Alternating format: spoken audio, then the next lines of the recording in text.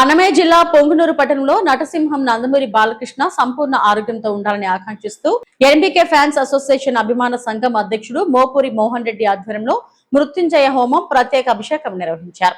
ఈ కార్యక్రమంలో మణి, వెంకటరెడ్డి, శంకర్ రెడ్డి, మంజునాథ్, కిరణ్, రాజేంద్ర, రామకృష్ణ, నాగరాజు, కుమార్, కృష్ణప్ప, గంగులప్ప, సంజీవ, శివకుమార్, హరీష్, శ్రీనివాసులు, రాజప్ప, రామానుజులు, రమణ, సదారెడ్డి, నరసింహులు తదితరులు పాల్గొన్నారు.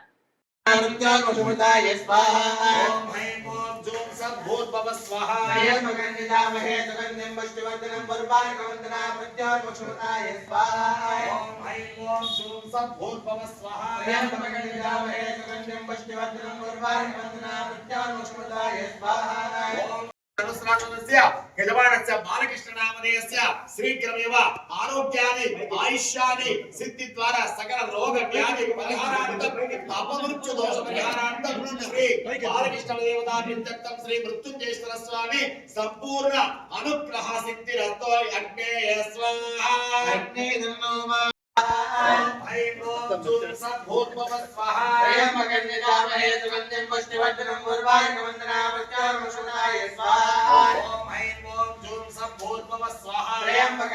ఇక్కడికి ఈరోజు చేసిన నందమూరి బాలయ్య బాబు అభిమానులకి అందరికీ పేరు కృతజ్ఞతలు తెలియజేస్తున్నా. ఈరోజు కార్యక్రమం ఏమనగా మన బాలయ్య బాబుకి కాకినాడ కోర్టులో షూటింగ్లో దెబ్బతగిలిన విషయం అందరికీ తెలిసిందే.